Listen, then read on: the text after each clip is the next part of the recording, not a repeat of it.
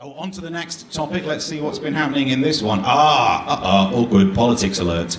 People, you made the right noise there. People don't like politicians because politicians are experts at spin. They know exactly what to say to make you think that they're on your side. They often come from a background in communications. They're great when it comes to marketing. So let's find out what some of these geniuses of public relations have been doing of late.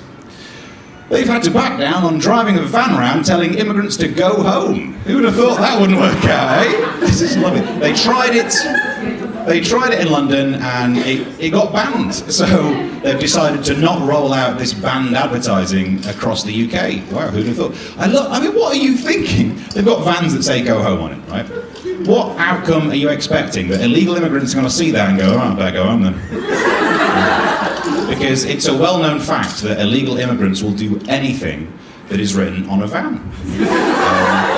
Which is why so many of them end up working in the, car wash industry.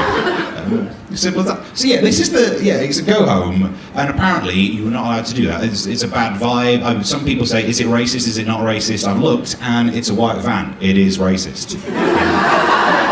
The reason the adverts were banned is not because go home is a bit aggressive. They got the adverts banned because the numbers were wrong. They didn't verify the number of arrests in your local area properly. Oh right, so you can be as racist and offensive, but you better get your maths right. Carol Vorderman checking on this shit. What else have these geniuses of communication been doing? Tory MP says to a one-legged homeless man, get a job. What could possibly go wrong? And again, what is he hoping is the outcome of this conversation? That the one-legged drug-using homeless man will go, oh God, yeah. That makes so much more sense. I've been living on the street for years. I could have got a job. Oh, what am I like? That is not going to be the outcome, is it? And by the way, although this is the Daily Mail website telling this guy off for using that phrase, what I love about it is every single page, and there are millions of pages on this website, every single page on the Daily Mail website starts with the words, find a job. You work-shy scum. That's their vibe. So that's what he needs. He just needs this. Drive around to the homeless people with a van that says go home. That's the only way you could be more offensive.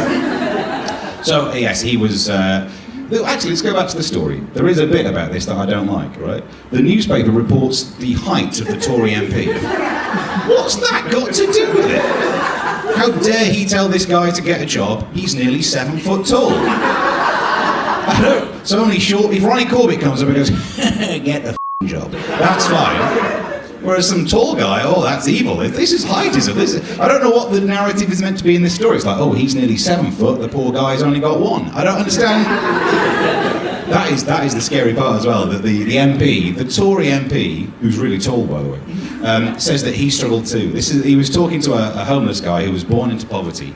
His family have had problems with alcohol, he had problems with drugs, and due to drugs complications he lost a leg. And the Tory MP goes, well, I've suffered too.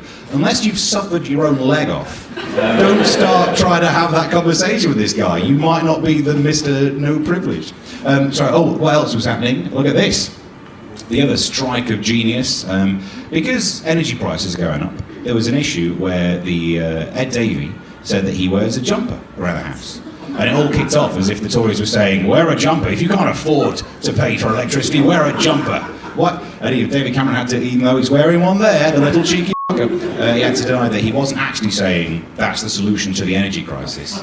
But this is just spin gone wrong, because it's actually good advice. Whether you can afford your utility bills or not, wear a jumper. Don't burn more carbon so that you can stay warm. If it's a British winter, no one should be wearing a t-shirt during a British winter. Are you hearing this, Geordies? Are you hearing this? They're not hearing this. The actual David Cameron's idea, he said, well, if you don't like the price of your electricity, change supplier. So that's a good piece of advice. If you don't like the service you are getting, change supplier. Let's remember that catchphrase when we come around to election time.